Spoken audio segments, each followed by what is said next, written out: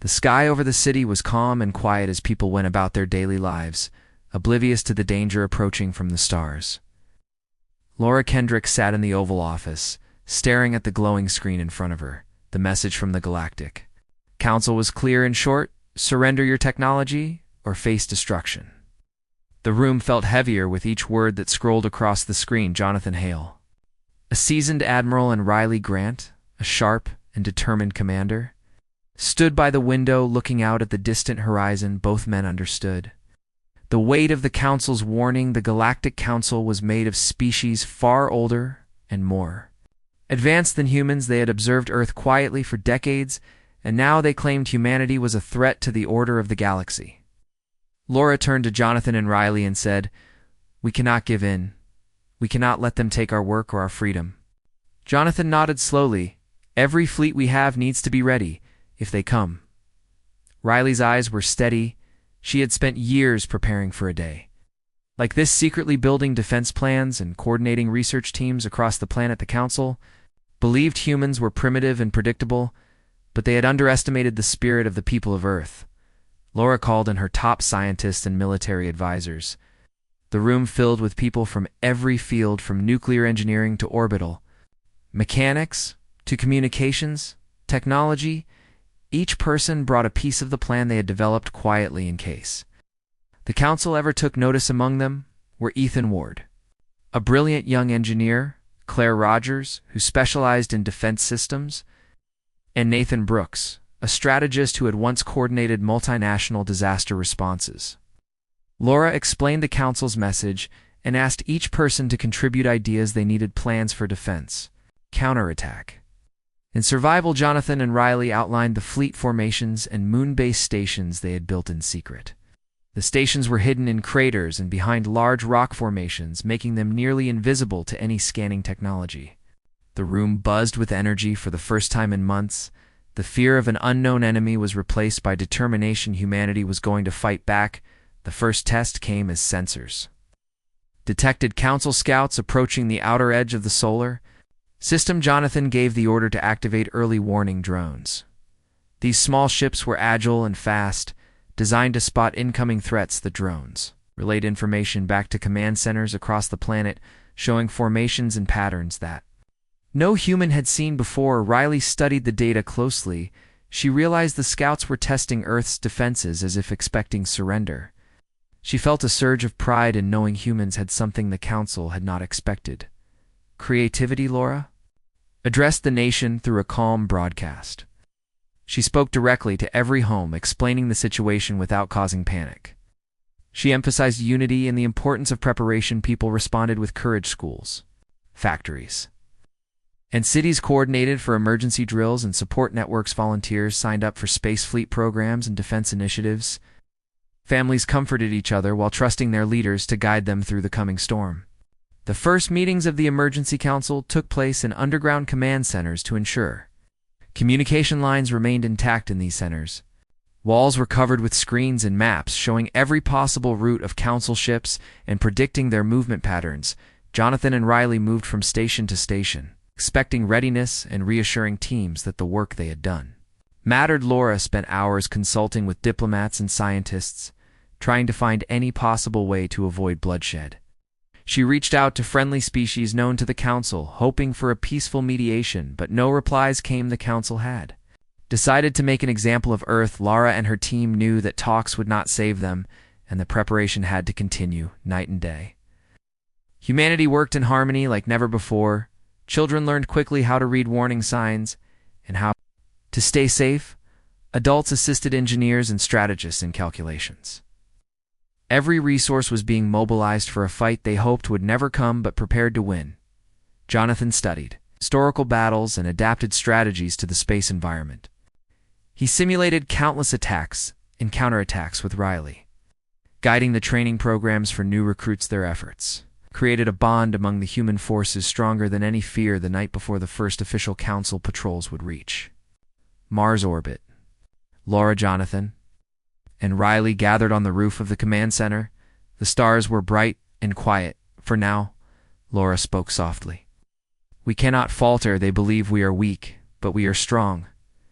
Jonathan looked at the fleet in the distance, ready to leave for their orbital positions, and said, "We will show them what Earth can do," Riley added. "We fight for every life." Down there below in the cities, humanity slept, unaware of the storm approaching, but prepared unknowingly by the dedication of the few leaders who refused to give in the next. Morning, the first reports came in. Scouts had detected the presence of council ships near the asteroid belt. The size of the vessels was unlike anything humans had encountered before. Massive hulls, shimmering with energy shields that seemed impervious to conventional weapons, but humanity had a secret that the council did not expect: ingenuity.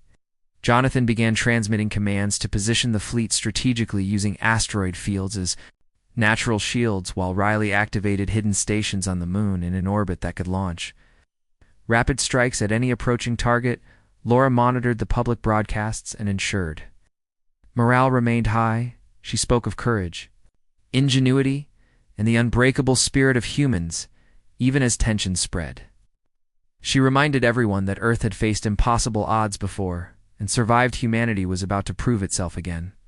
The council might have thought humans would cower or negotiate, but every action, every calculation, every preparation was an answer to the threat. The sky over Earth was quiet for now, but underneath that calm was a world united, ready and unafraid. The warning from the council had become a call to action, and humanity had risen to meet it like never before. The first part of the story ended with humans standing on the brink of war, knowing that surrender was not an option, but confident in their ability to defend themselves and secure a future among the stars. Humanity had refused to bow, and the council's fleets were now moving closer to Earth. The first signs of the invasion appeared in the outer solar system. Massive ships glinting in the light of the sun moved like shadows through the asteroid belt. Jonathan Hale stood on the deck of the flagship Horizon Dawn, watching the approaching vessels. His hands clenched on the railing as he thought of the battle ahead. Riley Grant was in the command center, coordinating the hidden orbital platforms and lunar stations. Every signal from the fleet passed through her eyes. She gave orders with calm precision, making sure no detail was missed. Laura Kendrick, in the presidential bunker, monitored every move while communicating with allied nations and Earth scientists. She knew the coming days would test humanity like never before. Across the globe, people were preparing in ways they had never imagined. Factories ran non-stop, producing supplies and drones. Civilians volunteered for communication teams and medical support. Even students learned emergency protocols and basic defense operations. Ethan Ward and Claire Rogers were busy finalizing the new prototype ships that could move faster than any council drone. The designs were simple but clever. They used gravity assists and energy pulses to confuse enemy scanners. Nathan Brooks worked with strategy teams to predict possible council attack routes using simulations and data from scouts. The plan was to lure the council ships into the asteroid fields near Mars and use the terrain for defense. Every human involved felt the tension, but also a sense of purpose. This was not just about survival, it was about proving that Earth could stand on its own. The first skirmish came unexpectedly as a group of council drones tried to sneak past the outer patrols. Jonathan had been ready.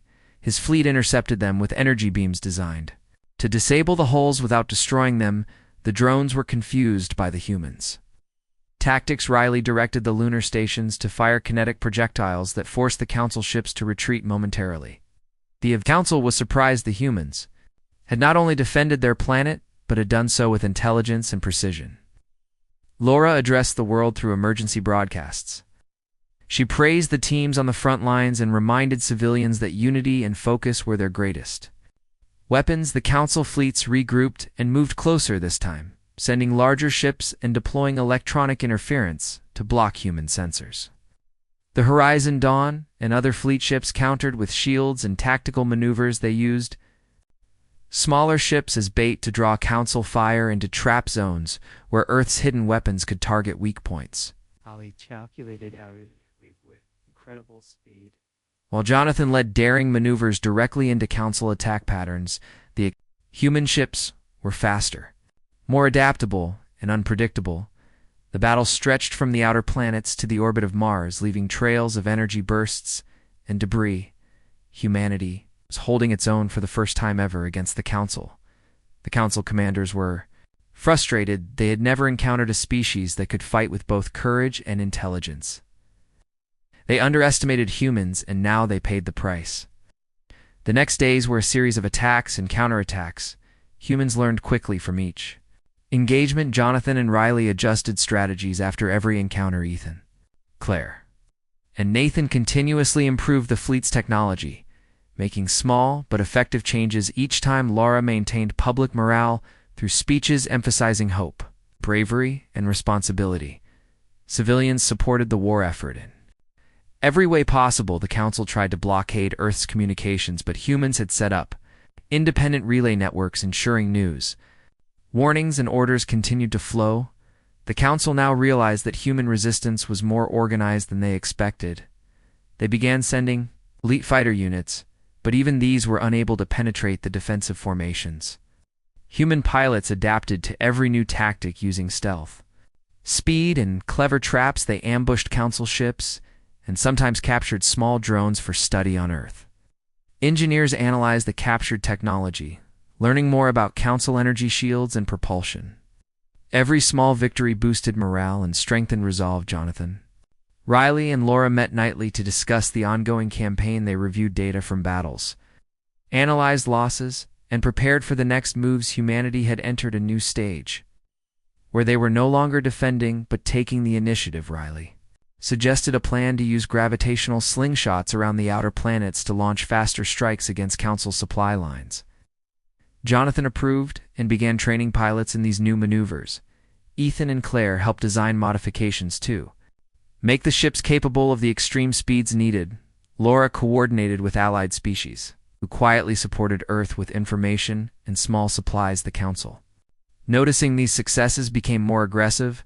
They sent massive capital ships toward Earth with intent to overwhelm defenses. The humans were ready. They lured the Council vessels into preset traps near asteroids and the moon where human hidden platforms waited a coordinated strike. They disabled several of the largest Council ships and forced the others to retreat. The unexpected success shocked Council leadership and boosted the confidence of the humans.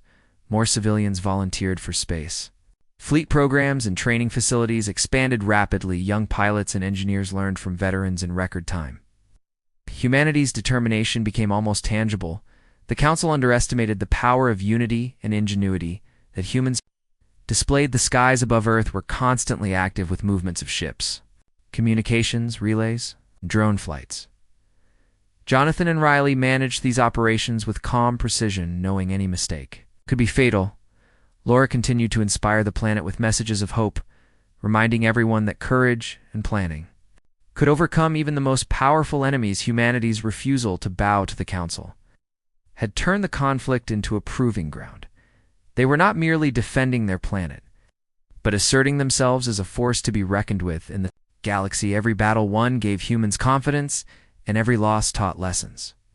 The Council expected Earth to collapse, but the human spirit grew stronger under pressure. The second part of the story ended with humans firmly in control of their defenses, in preparing to take the next steps in the struggle against the Galactic Council, showing that determination, strategy, and unity could challenge even the most advanced foes in the universe. The Council was shaken by humanity's resistance, and the humans were no longer waiting for attacks. They began planning their first counterstrike. Jonathan Hale gathered the fleet for a briefing aboard the Horizon Dawn. Every ship captain and squad leader was present. Riley Grant stood at the control panel, showing simulations of Council movements and possible weak points in their formation.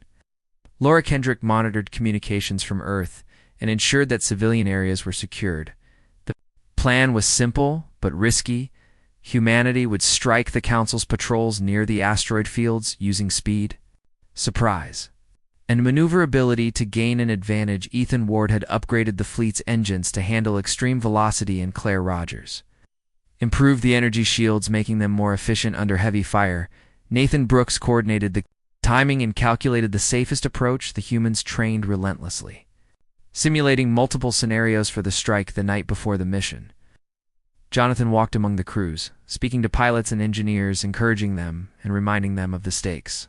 Riley double-checked every system, ensuring the stations and hidden weapons were ready.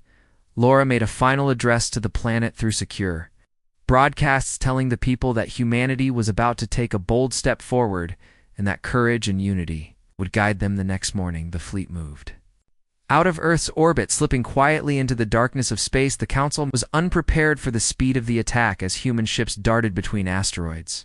Firing at weak points and retreating before the Council could counterattack, the human pilots worked in perfect coordination. They used gravitational slingshots around asteroids to increase speed while hiding in shadows until the right moment. The Council scrambled to respond, but the humans anticipated their every move. Riley guided orbital platforms to provide long-range support, disabling enemy shields at critical moments. The Horizon Dawn led the charge. Jonathan directed maneuvers with calm precision. The first wave of Council ships was disabled. Several retreated in confusion and fear. Humanity had struck the first major blow in the open war. Laura watched the battle unfold on screens from the presidential bunker. Her heart swelled with pride, but she knew the fight was far from over on Earth. People celebrated small victories while continuing to work tirelessly to support the fleets. Hospitals treated injured volunteers, and communication teams ensured everyone knew what was happening. Ethan and Claire worked in makeshift labs, recovered Council technology and integrating improvements into the next wave of ships. New weapons and shields were deployed as human forces pressed the advantage. The Council was angry and sent a larger elite strike force, led by experienced commanders. The humans faced their toughest challenge yet. The Council's ships were faster and heavily armed, but Jonathan, Riley, and the human pilots adapted quickly.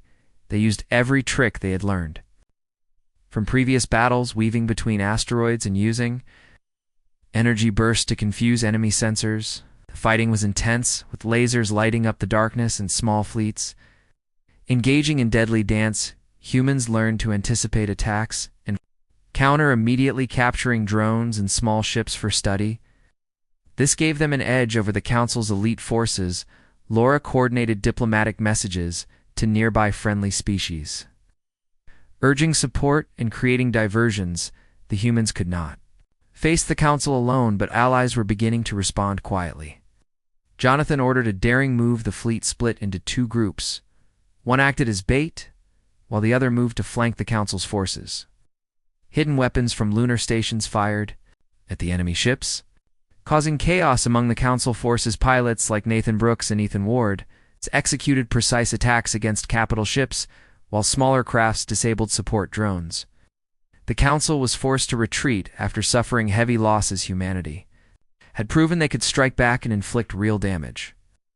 The victory gave humans confidence and inspired more civilians to join support programs training new pilots, engineers, and medical teams. The planet itself was united in purpose. Laura continued to broadcast messages, encouraging hope and resilience, reminding everyone that the war was far from over, but humanity had shown it could fight in space with skill. Encouraged, Jonathan and Riley reviewed the battle data with their teams, looking for patterns, weaknesses, and opportunities to strike again. The humans realized that every engagement taught lessons that could be applied in the next encounter. The Council now approached with more caution, but humanity was ready. They had learned to anticipate attacks and exploit weaknesses. New strategies were developed daily using simulations and captured technology pilots, trained around the clock to ensure readiness. The people of Earth were proud of their fleets and stations. Each citizen contributed in some way, and the bond between military and civilian effort grew stronger. The skies above Earth were alive with movement, energy, and determination. Humanity had moved from defense to offense, proving they could challenge a galactic power. Laura, Jonathan, and Riley understood that this was only the beginning, but every human action had shown the Council that Earth would not submit. The third part of the story ended with humanity's first major victory in open battle.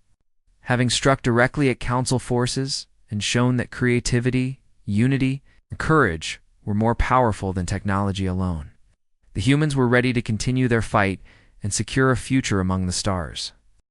Humanity had gained confidence after the first major victory, and now Laura Kendrick, Jonathan Hale, and Riley Grant were planning the next move. The Council was regrouping and sending stronger fleets toward Earth, their forward command hub near A distant red dwarf was protected by massive ships and energy shields. But Laura knew that striking it directly could change the balance of the war. Jonathan and Riley worked with strategists, like Nathan Brooks, to map out a plan to reach the hub.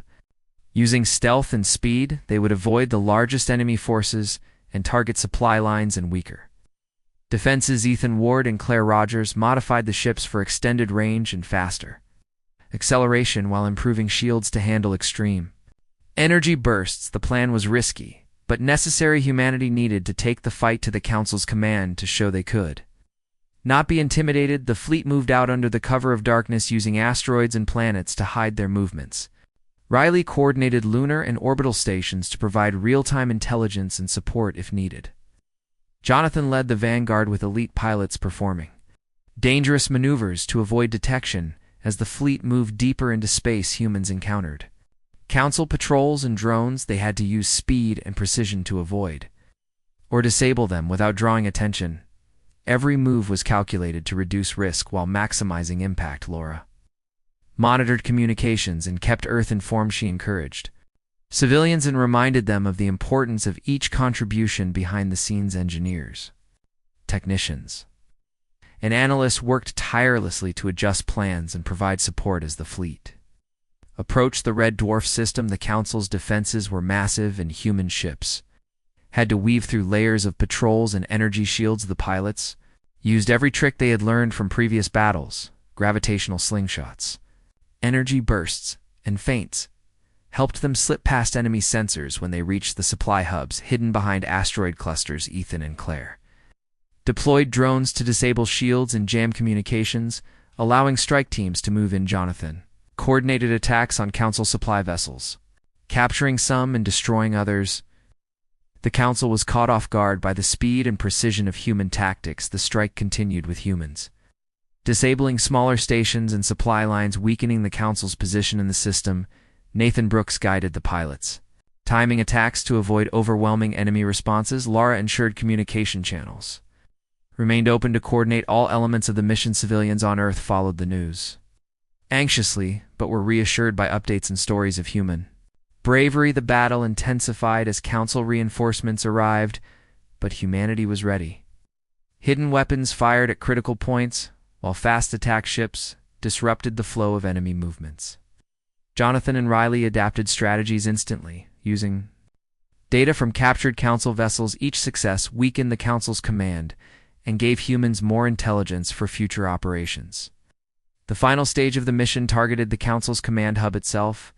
Jonathan led a group of elite pilots using speed and stealth to approach from unexpected angles. Riley controlled support weapons from orbit, providing cover and opening temporary breaches in energy shields. Ethan and Claire monitored energy flows to ensure ships could handle the extreme stress. The attack was coordinated precisely, with every move designed to avoid unnecessary risk but maximize impact. The humans reached the command hub and launched attacks, disabling key systems and capturing valuable intelligence. The Council's leadership was forced to respond, but the humans had anticipated many countermeasures and adapted quickly. After hours of intense operations, the hub was heavily damaged and several Council ships were destroyed. The mission was a success. Humans returned to Earth with captured ships, intelligence, an experience that would shape the next phase of the war. Laura addressed the planet, praising courage, strategy, and unity, reminding everyone that humanity had proven it could take the fight beyond its own world. Jonathan and Riley debriefed all pilots, engineers, and strategists to extract lessons and prepare for future operations. Humanity's confidence grew as the Council was forced to reconsider their approach. The fourth part ended with humans striking deep into enemy territory, disrupting the Council's operations, and showing that bravery, intelligence, and unity allowed them to challenge even the most advanced powers in the galaxy. The Council had suffered heavy losses, and humanity was gaining strength. The victories in the outer systems had proven humans could fight, plan, and win. Laura Kendrick, Jonathan Hale, and Riley Grant knew the final stage of the conflict was approaching. The Council was sending its largest fleet ever toward Earth, hoping to crush the human resistance once and for all. Laura coordinated with allied species, arranging support and diversions while ensuring Earth's defenses were ready. Jonathan prepared the fleet for the decisive battle while Riley analyzed intelligence from captured Council ships to identify weaknesses. The humans planned to strike first using speed, strategy, and surprise to offset the Council's superior numbers. The fleet moved out in formation, using gravitational slingshots and asteroid fields for cover. Pilots like Ethan Ward and Nathan Brooks executed daring maneuvers, darting in and out of enemy sight, while Claire Rogers coordinated energy shields and long-range support stations. The Council fleet advanced with overwhelming force, but the humans were prepared. Their tactics had evolved from previous encounters, and they knew how to exploit every weakness. The first engagements were intense with energy beams lighting up space and ships weaving between asteroids. Humans used feints and diversions to confuse the Council, while strike teams disabled key vessels. The battle stretched across several star systems, leaving trails of debris and fire. Jonathan and Riley guided the fleet with precision, anticipating enemy movements and countering attacks. Humans captured several Council vessels, providing critical intelligence and new technology. Laura kept communication channels open, addressing civilians and boosting morale while coordinating logistics and reinforcements on Earth. The Council was frustrated. Their advanced technology and numbers could not overcome human ingenuity and unity. They sent elite squadrons to flank and disrupt human formations, but the humans were ready, using tactics learned from prior battles and employing captured technology to anticipate attacks. The decisive moment came when the humans targeted the Council flagship. The vessel controlled most of the fleet, and destroying or disabling it could end the battle. Jonathan led the strike team, using extreme speed and stealth to approach from an unexpected direction. Riley coordinated orbital and hidden weapon support to weaken the flagship's shields. Ethan and Claire monitored energy flows, ensuring that human ships could handle the attack while minimizing risk. The strike was precise and effective. Human ships disabled the flagship systems and forced it into retreat. The Council fleet, seeing their command falter, began to withdraw. Many ships retreated while others surrendered. The humans had forced a ceasefire. The Council realized that Earth could not be subdued by threats or superior firepower. Laura and Riley negotiated terms with the Council, ensuring humanity's independence and recognition as a galactic power. The war had been costly, but humanity emerged victorious. The people of Earth celebrated, honoring the pilots, engineers, strategists, and every civilian who contributed to the effort. The victories had proven that courage, unity, and intelligence could challenge even the most advanced forces in the galaxy. Humanity had learned to fight together, plan together, and innovate together. The fleet returned home with captured ships and valuable intelligence. Laura addressed the planet, praising the courage and determination of every human and emphasizing that the future would be built on the strength they had shown. Jonathan, Riley, and the pilots debriefed and trained new recruits, ensuring that the knowledge gained would be preserved for future generations. The Council, though humbled, began to respect humans as equals in galactic affairs. Humanity had secured a place among the stars and ensured that the next generations would inherit a world where freedom, courage, and unity had triumphed. The fifth part ended with humanity victorious, the Council respecting their strength, Earth recognized as a power capable of defending itself and shaping the future in the galaxy, proving that determination and unity could change the course of history.